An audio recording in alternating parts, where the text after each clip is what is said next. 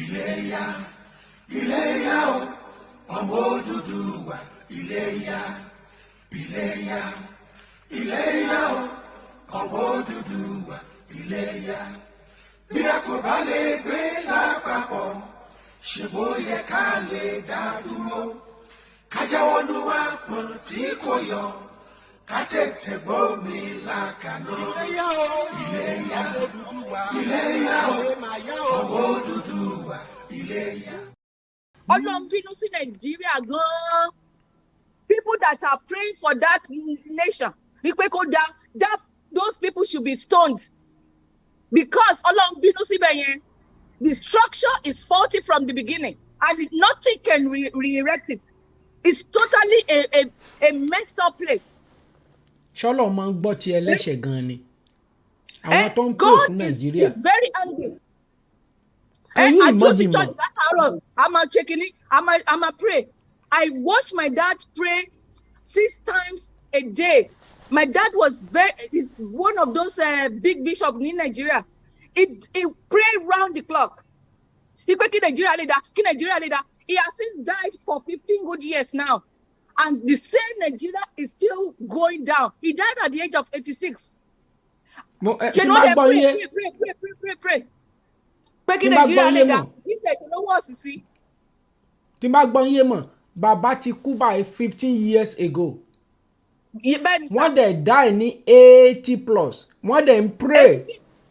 Lẹ́ẹ̀mẹ́fà lójúmọ́ fún pé ìwọ Nàìjíríà gbóhùn Olúwa, Nàìjíríà gbóhùn Olúwa gbọ́dọ̀ dá. Tí bàbá bá dìde padà báyìí, tó bá jí báyìí ní 15 years ago, tó bá padà jí báyìí, mo rò pé bàbá máa ṣẹ́ èpè fún Nàìjíríà ni. Torí àdúrà pé gbogbo àdúrà tó ń gbà wọ́n waste ẹ̀ ni. It's a total waste. Complete wastage. Complete. Nǹkan tó dẹ̀ jẹ́ kí bàbá yẹn tètè kú, ààwẹ̀ tó ń gbà fún Nàìjíríà pẹ̀lú. Bàbá yẹn bá ṣe wà láyé. Ẹ ṣe dáàdi wa àròpọ̀ eré. Inú church gan-an ni dáàdi mi. Wọ́n ń gbà àwẹ̀ lọ́wọ́ ni wọ́n ti ṣubú níbẹ̀. Can you imagine? Me there, but I know. He was fighting at 86 for Nigeria. The church yẹn ni wọ́n ṣubú tó kú sí.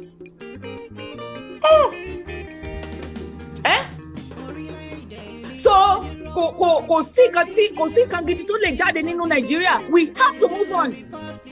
We have to move on. Orílẹ̀-èdè mi á dúró torí ìyà yìí ti pọ̀jù. Oduduwa Republic á dúró, òmìnira á dé. Òmìnira dé o, ìyà yìí ti pọ̀jù fún wa. Orílẹ̀-èdè mi á dúró, òmìnira á dé. Orílẹ̀-èdè mi á dúró torí ìyà yìí ti pọ̀jù. Oduduwa Republic á dúró, òmìnira á dé. Ẹ jẹ́ ká fọwọ́sowọ́pọ̀, gbogbo ọmọ Yorùbá kó lè ṣe iṣẹ́ Oduduwa. Orúkọ mi ni Mrs. Janet Afolabi. Now, Olúwa ti ṣe ìyanu. We can see that Yoruba nation, we can palpate it. We are very, very, very close. So àwọn tó ṣì ń rìndìn, tó ṣì ń rò pé àbó máa ṣe wọ́n ti ṣì pápátá. We are right there. Àwọn tó jẹ́ àwọn adarán yìí, wọ́n ti kóra wọn jọ láti fìyà jẹ Yorùbá títí ayérayé ni. Àwọn ọ̀gá wa, àwọn bàbá wa, wọn ò lajú sílẹ̀ kó ń ro nǹkan tó ń ṣẹlẹ̀. Wọn ò mọ̀ pé inú ewu fúnra wọn ni wọ́n wà. Àti dádì wa Tinubu o, àti dádì Ọ̀ṣínbàjò o, inú ewu ńlá ni àwọn méjèèjì wà. So àwọn tó ti yé pé bí wọ́n ṣe máa gba gbogbo ilẹ̀ wa, tó máa sọ di títí wọn nìkan, tí wọ́n máa fi àwọn ọmọ tiwa tó máa fi ṣẹrú títí ayérayé. Mo wà ní Nàìjíríà ní sometimes last year. Mo rí àwọn politicians, I was in a place tí wọ́n invite lára àwọn politicians wọ̀nyẹn sí. So we met at this joint. So our help when you can get a visa to go out of the country. Then you want to this man should be like about 50 years old man. Tí wọ́n help láti kúrò ní Nigeria lọ sí àti travel out. Ẹni yẹn wá ń dúpẹ́ ó wá ń rò nílẹ̀ pé òun náà ní ẹ ṣé sà tẹ gbà mí sílẹ̀ kíní kan. Then I was sitting there mo wá ń wò ó pé ẹni tí a yàn tó jẹ́ politician tó yẹ pé tó yẹ kó ṣe nǹkan dáadáa fún wa òun ló tún wá bó ṣe máa mú èèyàn kúrò nínú àárín Nàìjíríà láti mú lọ síbi míì. That means pé kò sí nǹkan tó lè dá tó lè ṣẹlẹ̀ ní Nàìjíríà àwọn ọmọ wọn ò sí níbẹ̀ àwọn fúnra wọn ò gba health níbẹ̀ ìyàwó wọn ò sí níbẹ̀ àwọn just people àwọn tí wọn ò léèyàn àwọn ni ìyà yìí ń jẹ. So àwọn tó ṣe olórí wa àti ṣe mistakes for a very long time tó yẹ pé àwọn bad leaders òun là ń choose. So until tí a ti decide by wípé we are moving forward and the only answer fún gbogbo nǹkan tá a lè ṣe because àwọn darandaran yẹn wọn ò lè jẹ́ kí àwọn bàbá wa yẹn débẹ̀. Bí dáàdi wa Aliyu ṣe sọ yẹn wọ́n ti sọ pé àti dáàdi wa Tinubu àti pastor Ṣíbàjọ wọn ò lè débẹ̀. Àwọn Fúlàní they are ready to be there for the next 3 decades, which is like consecutively. Kó jẹ́ àwọn nìkan ló máa wà ń bẹ̀. Wọ́n ti strategize every single plan wọn tí wọn ò ní jẹ́ kí ọmọ Yorùbá kankan débẹ̀. Dẹ́rẹ̀ kí ló dé kí ni àwọn èèyàn wa kí ni wọ́n ṣì ń dúró kí ni wọ́n dúró fún? Why are they forcing themselves into the position that kí ni wọ́n ń lé? Kí ni àwọn ọ̀gá wa àwọn bàbá wa kí ni wọ́n pursue? Kí ni wọ́n ní dandandandandandandan tó wọn bá dépò lifelong ambition ni ó ní láti débẹ̀. Why is presidency have to be lifelong ambition? Why can't it be mo fẹ́ wà níbẹ̀ fún àwọn èèyàn mi àwọn ìran mi mo fẹ́ kí Yorùbá kó ní ìfọkànbalẹ̀ mo fẹ́ kí ìyà kó kúrò ní ìran mi mo fẹ́ kí àwọn ọmọ tó bá jáde school àwọn tó bá graduate from university wọ́n á ṣe ń jáde ní kó máa ríṣẹ́ kí àwọn tó lọ sí ìlú òyìnbó kó máa padà sílé kó kó gbogbo àwọn ọrọ̀ wọn kó wá sílé kó máa create iṣẹ́ kó máa create iṣẹ́ so tá bá ní tí ìgbà tá bá gba Yorùbá wa this Yorùbá nation is all the answer tí gbogbo wa bá lè zero mind wa pé our first option is Yoruba nation. Second option, Yoruba nation. Third option, Yoruba nation. Lè máa ní tàbá tí àwọn bàbá tó máa ń lọ àwọn ọmọ wa ní ẹjẹ́ ó ṣe àtìgbà tí àwọn ọmọ wa ẹjẹ́ ó ṣe ti ń ṣe kí ni wọ́n rí fún wa? We've not arrived at anything. Instead ṣe là ń sá kúrò ní Nàìjíríà. Brain drainage is so much there. Gbogbo àwọn tó ní agbárí tí brain ni wọ́n correct gbogbo ló kúrò wọ́n tó ń sá àsálà fún ẹ̀mí wọn or else they be wasted away. So tí a bá continue tí a darapọ̀ mọ́ Yorùbá nation we have so much to lose. Àwọn tó wà ní 50 years old and above tí wọ́n sì wà ní abroad many people wọ́n ti gbé sáájò tó ń bá mọ̀. Because many ilé tí wọ́n kọ́ sílé wọn ò lè lọ bẹ̀ kí wọ́n lò more than 2 weeks. If tó máa ń lọ bẹ̀ yẹn with heart broken with kẹ́rù máa bà wọ́n pé ṣé wọ́n lè ìjáyà lóríṣiríṣi ló máa wà lọ́kàn wọn pé ṣé wọ́n lè wà níbẹ̀ safely. I saw some of my friends build mansions in Nigeria. Even me myself, I have houses there. Still, we cannot live there. Many of us that have something good doing in abroad, we cannot come home and invest because gbogbo àwọn investment tá a ní síbẹ̀ is just vanishing because the environment is not conducive for growth. I have many children in Nigeria that I'm sponsoring. They graduate from university. We have to start thinking, how are we going to take them out of that country? wàhálà yìí ti pọ̀ jù dé àwọn tá a dé wà níbí báyìí tó ń wà bí 50 years and above tí mo sọ lẹ́ẹ̀kan okay tá a bá lọ sílé tá a lọ sí Nàìjíríà this is the time tó yẹ pé ó yẹ ká máa make a transition láti máa padà sílé ká máa transition ká máa padà sílé. I'm telling you, many of us does not have money. Tá máa fi retire sí abroad. No matter how your level is, you cannot live here comfortably.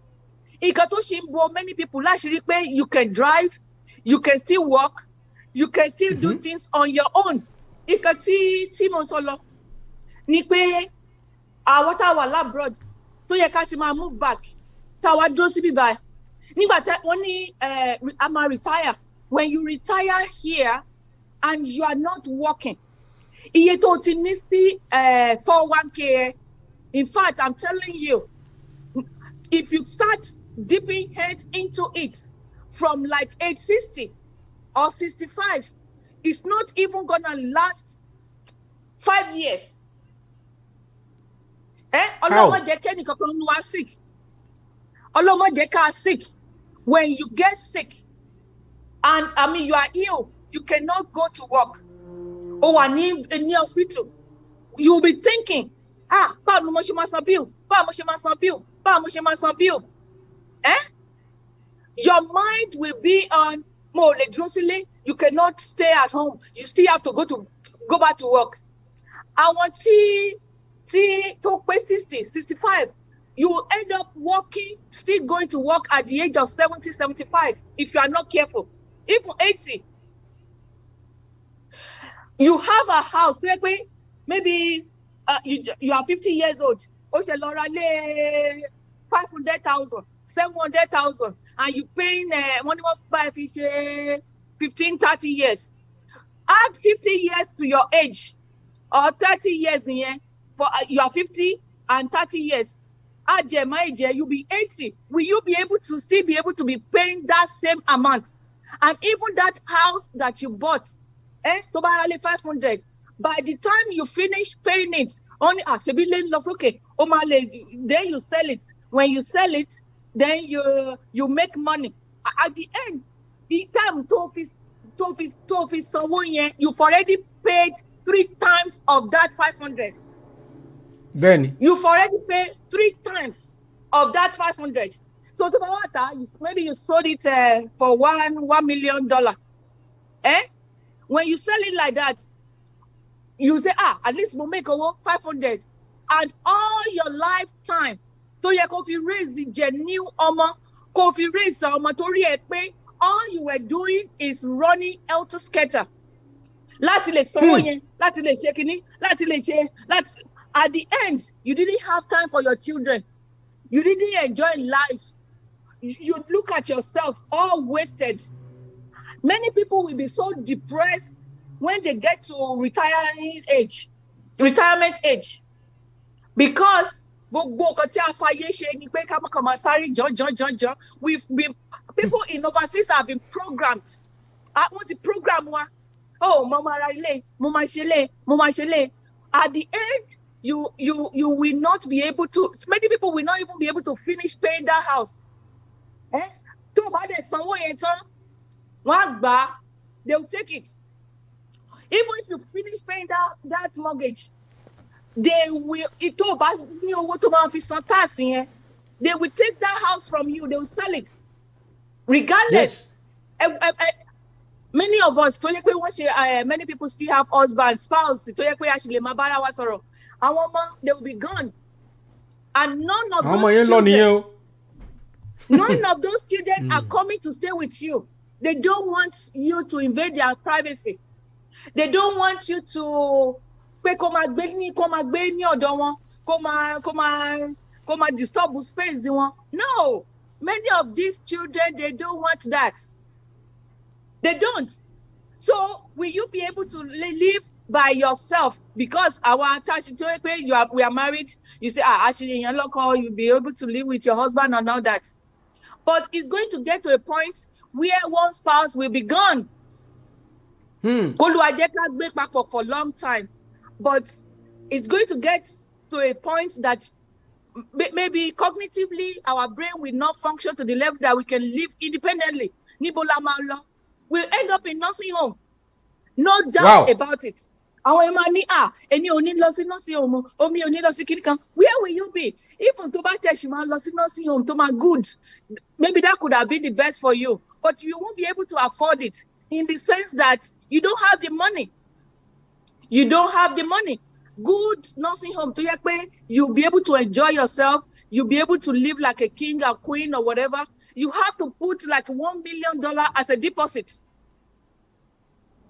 Then, only 401k, only reserve somewhere. That money is not enough. One month of you only not to spend your way conle. You have to spend, then you will qualify for nursing home to ìjọba ló máa buy somewhere. And those nursing home ìjọba máa buy somewhere. If you live there for a month, you will go into depression. So if you are not opening your mind now and know that this Yoruba nation, we're supposed to have worked on it like 10 years back. Wow. And people get here carried away. Party, competition. Hey, birthday party me, no find you. Me wedding, no do best to you. We are not thinking at all. Especially people 50 years and above that are staying back outside of this movement. This Yoruba nation is for us, even more than the youth. It's for us because we are digging our own suffering. We are pushing it forward. Because we are not prepared. Most people's only life savings. That environment, will you be able to afford it? Will you be able to afford it need time after retirement? Because you have to continue to pay tax, and tax changes as the prices of that house keep going up. So is the amount that you have to pay on tax on that property. Despite you go to somewhere, so and if you don't pay those things, they will take that house from you. They will sell it on a committee that is supposed to sell. Tí tèmi kẹ̀ bá sọ pé ilé yẹn tí n bá ti pé 70 or 80 years tí n bá ta ilé yẹn mi ò lè gbowó mi owó tí mo rí gbà yẹn kí n lọ sílé kí n lọ mọ gbádùn ara mi nílé ni. That could have been the best bet. If we go carry pay many of us 50 years, 60 years, carry pay Ashe Nigeria wa dada ni. I'm telling you, sir. Emma le padà lọ sílé lọ enjoy lọ live like a king pẹ̀lú small amount tẹ́ni. Nǹkan tó yẹ ká máa rò ó sí pé we're supposed to start thinking how we are going to make Nigeria better. I mean Yoruba land better. Because kò sí kan tó lè better ní Nigeria mọ́, because the constitution will never be favourable. Ṣẹ́rí àwa tọ̀rìn wa àwa la ń contribute so much sínú kíní wọn. Bẹ́ẹ̀ ni sà, bẹ́ẹ̀ ni mà, bẹ́ẹ̀ ni mà, ẹ gbà mi tí agbára mi ò tí gbé táàsì mi báyìí tí mo fẹ́ san. Ẹ wo inú wàhálà pàǹkà lékè gidi la wà, kò sí nǹkan tó dàbí ilé wa ní Yorùbá land. Ibi tó yẹ pé tẹ bá jẹ fruit báyìí, tẹ bá ju kíní yẹn, tẹ bá jù sílẹ̀, á dẹ̀ wù fúnra ẹ̀. Kẹ wá compare sí ibi tó jẹ́ pé it's so harsh fún human body gan, tó yẹ pé gbogbo egun yín ní time winter báyìí ló máa ròyìn àti ìmọ̀ kankan. Nígbà tá a bá dé old age gidi, òtútù á wọnú bone ẹni míì báyìí, á dàbí pé wọ́n kó lọ gé apá àbẹ́sẹ̀ yẹn sọnù ni. Because as we are growing older, be arthritis, àwọn joint kìíní wọn yẹn, old cold weather yẹn, ó máa wọnú bone tó yẹ pé those I mean ibi ìbáyọ̀ kì í ṣe ibi tó yẹ pé ó yẹ ká relax pé àti débì kan àti dé wá sinmi àti dé kinní kan. No, this is not our home in any form. Ní owó yẹn máa wo lára àwọn láwọ̀ funfun, wọ́n á sùn sórí bed, máa wo àwọn ènìyàn wa, àwọn ló máa gbé wọn, àwọn ló máa nù wọn, àwọn ló máa fún wọn lóúnjẹ. Nígbà tó bá dìgbà títí wá, when you are in the nursing, you will be by yourself. Nobody. You will not be able to afford it. Ṣé àwọn ọmọ wa ló máa sanwó? They are in this mess themselves too. Ṣé àwọn tó yẹ pé àwọn náà sanwó, wọ́n máa pay lára àwọn tó ní loan, wọ́n máa sanwó loan wọn padà. Wọ́n ní àwọn ọmọ títí wọn, wọ́n ní ilé títí wọn tó rà, wọ́n ti gbogbo ẹ̀. Níbo ṣé ọmọ kan ló máa yọ wá 1,000 or 2,000 nínú income ẹ̀ tó máa ní òun gba ẹnìkan tó máa wá dúró tìyá kan sínú nursing home kan tó máa fún lóúnjẹ? No, those people that are able to afford that nínú àwọn aláwọ̀ bíi yẹn tó ń jayé gidi tó ń sanwó fún àwa èèyàn dúdú táwa mi báyìí tó ń gbé wọn tá ń ṣe gbogbo ẹ̀ tá ń fún wọn lóúnjẹ tá ń wẹ̀ wọ́n. We will not be able to afford it. Àwọn yẹn wọ́n ní owó fún owó ni. They have millions, they have billions in their account. Àwọn táwa mi báyìí jókòó. Many people, when they get to that age, the house, your children will sell it. They'll say, okay, you have to spend that money down. Kí ìjọba kó tó lè gbà ẹ́ sí àwọn filthy, raggedy, roaches.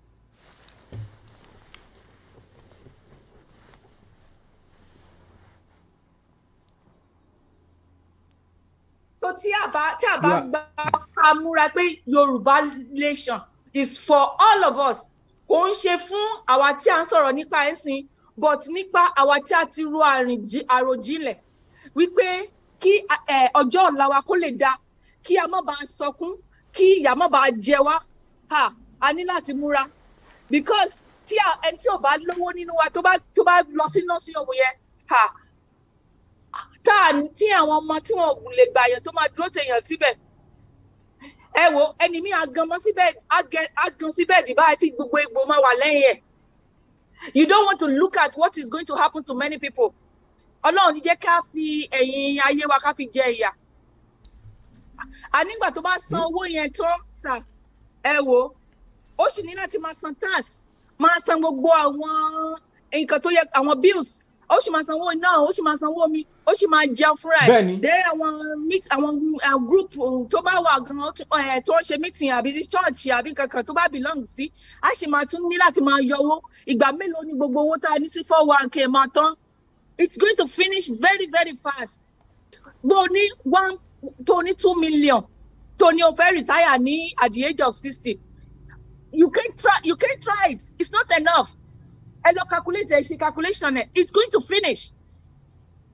If you are not there, mama ṣiṣẹ́. How long the body wa is built for? Ṣé ayé la wá nìyẹn? Ẹrú ni gbogbo wa náà. Àwọn filthy people tó wá láti Niger, láti Mali, tó wá take over gbogbo kinní wa. Tàdé káwọ́ sọ tàdé ń wòrun. Long time ago, one beautiful young lady, that should be about 12 years now, ó wá láti Nigeria. Ọmọ yẹn kó HIV lára ọmọ àwọn ọmọ bíbá because she was trying to get her papers. Mo tọ́jú ọmọ yẹn. I look at her, I was so depressed myself. Mo ní lórí pé bí àwọn olórí burúkú àwọn leaders wa ni wọ́n ṣe àwọn ayé ọmọ wọn. She had to come because mo fẹ́ ṣe ìwé, ó kó HIV from that guy tó ti already ní AIDS. This thing is so emotional for people like me because I've seen so much. I've seen our people go through so much. Money NGOs in Nigeria, you have to have lost your father to be in there. So àwọn ọmọ tí kò ní bàbá ló wà nínú program yẹn. So lè mọ̀ wípé àwọn bàbá àwọn ọmọ yẹn ló ti kú kó tó lè join. Ìyá wọn, 3 of them, within a year, ìyá wọn náà ó ti kú because of no good kò sí good health care. Now they are orphans in young age. How many people lèèyàn fẹ́ take care?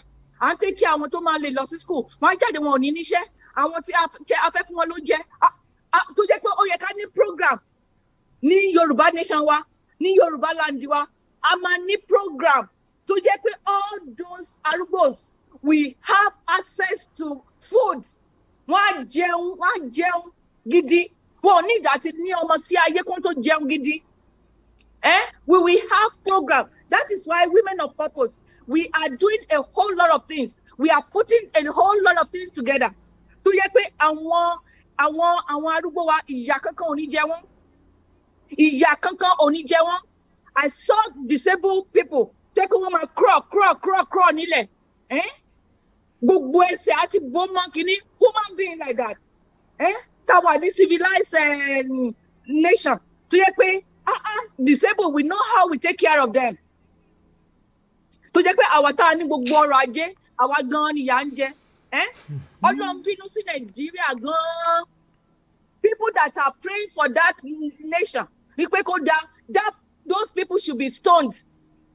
Because Ọlọ́run bínú síbẹ̀ yẹn, the structure is faulty from the beginning and nothing can re-erect it.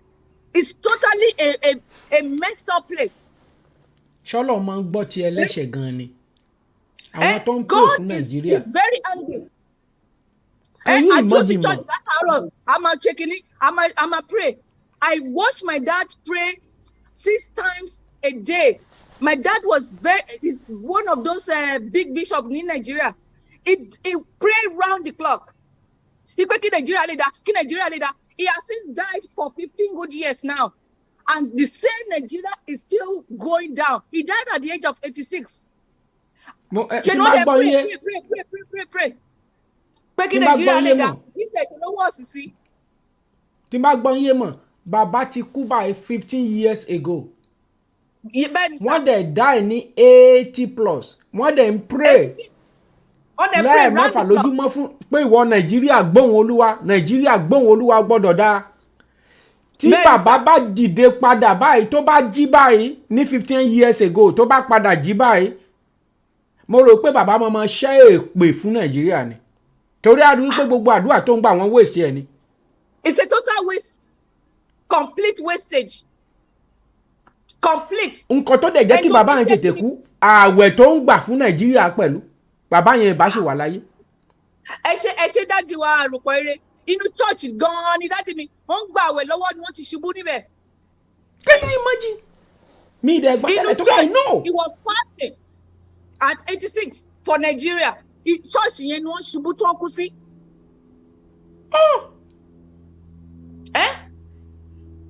So kò sí nǹkan gidi tó lè jáde nínú Nigeria. We have to move on. We have to move on. Jesus.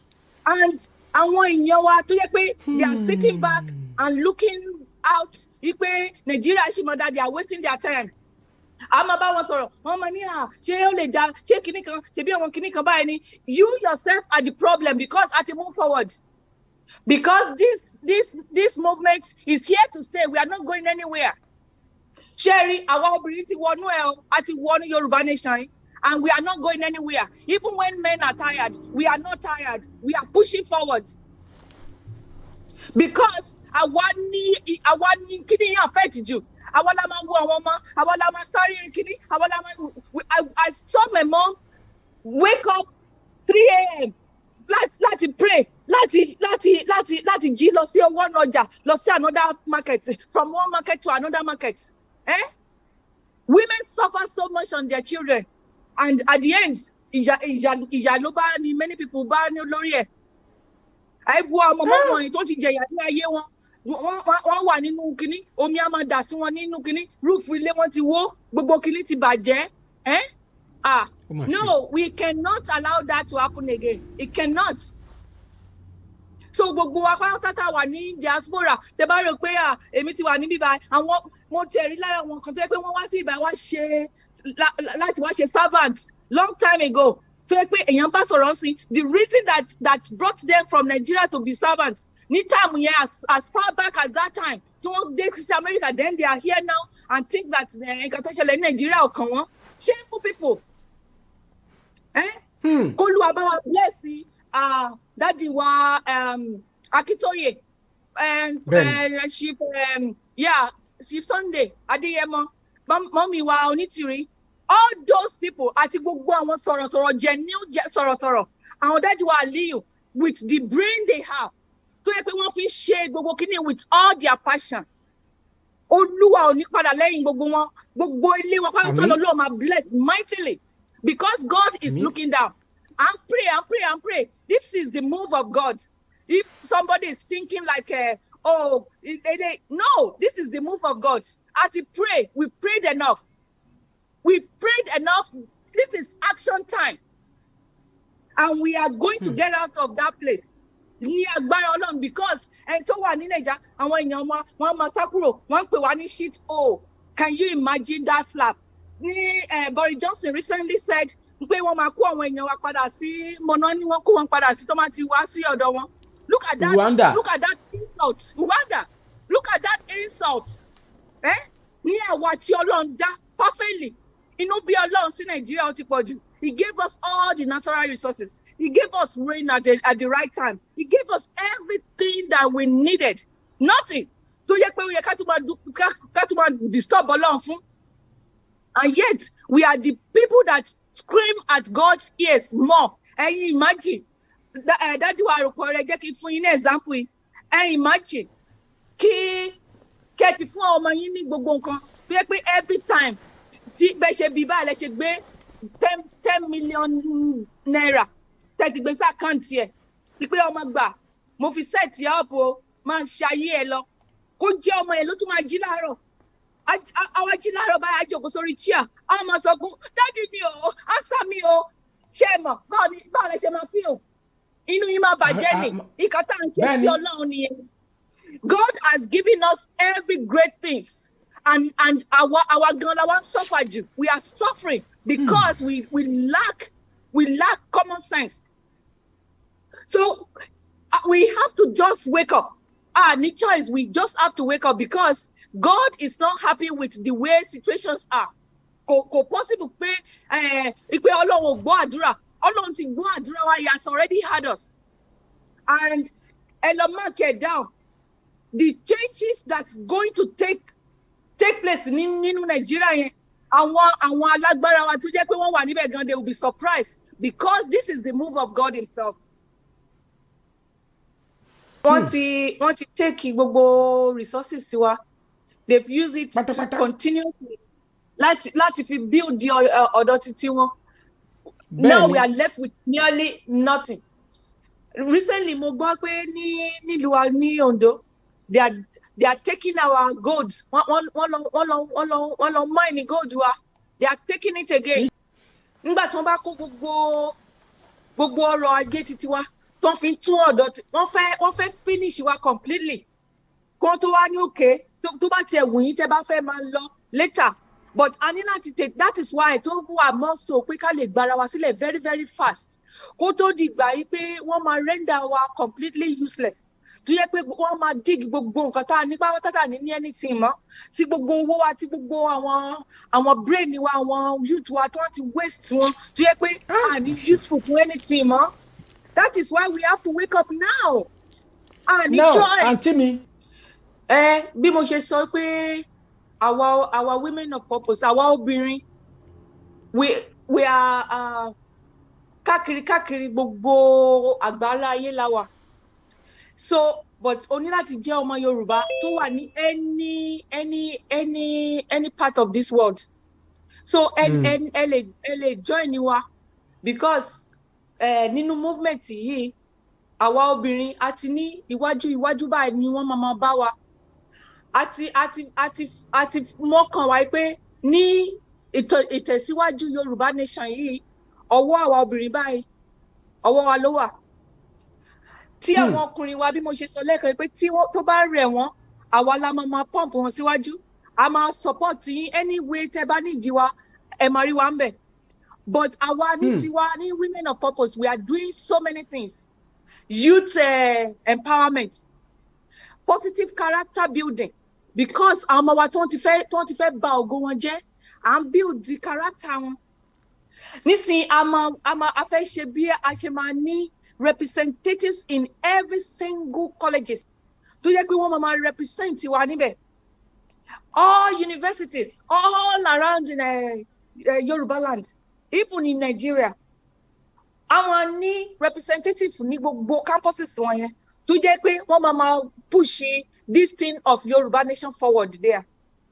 Ní agbára Ọlọ́run láìpẹ́ láì jìnnà Ọlọ́run ti gbé kinní yẹn fún wa. Àní padà sẹ́yìn. We will continue to move forward. Because ìyà tí ó ń jẹ àwọn ọmọ ológo nínú Nàìjíríà tí a wà yẹn, ó ti bad jù. Ó ti pọ̀ jù. So àwa obìnrin, anybody tó bá fẹ́ join ni women of purpose, a máa fún àwọn dájú wa àròpọ̀ eré ní information yẹn. So wọ́n máa post ẹ̀, wọ́n máa pin ẹ̀ later. So yẹ pé anybody tó bá fẹ́ contact wa to join this movement, women, strong women, we are calling everybody because you cannot stay silent. Because if you are silent at this moment, you are complicit in this situation. If you love your children, if you love this youth, you have to get up. Tí wọ́n bá tẹ ronú ìyà tó máa jẹ later because of not pushing forward. Ro ti àwọn ọmọ yẹn torí pé ìfẹ́ tó ní sí àwọn ọmọ yẹn. Ẹnìkan sọ fún mi pé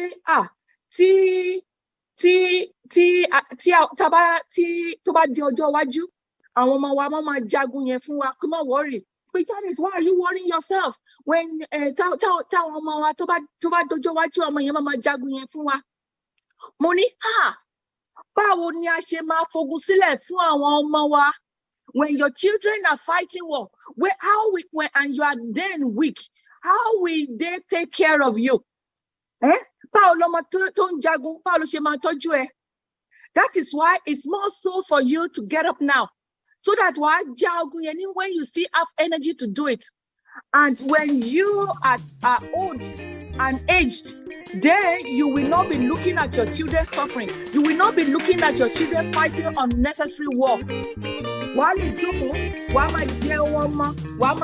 grandchildren, you will leave this world being happy. Many people will leave this world heartbroken if they continue in this manner. So that is why I can pay everybody go be happy. Ejide torí ẹ̀yin ni kíní ìkànjù. Ẹ ṣe olódùmarè. Òmìnira adé. Òmìnira adé o. Ìyà yìí ti pọ̀jù fún wa. Orílẹ̀-èdè mi á dúró. Òmìnira adé.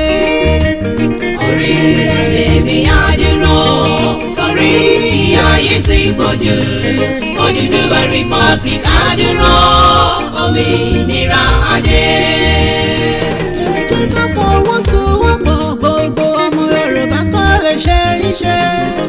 Oduduwa ó dúró, Àmọ̀tẹ́kùn fìdí múlẹ̀. Ẹ jẹ́ ká fọwọ́sowọ́pọ̀, gbogbo ọmọ Yorùbá kó lè ṣe iṣẹ́. Oduduwa ó dúró, Àmọ̀tẹ́kùn fìdí múlẹ̀. Orílẹ̀-èdè mi á dúró. Torí ìyà yìí ti pọ̀jù. Oduduwa Republic á dúró. Òmìnira adé.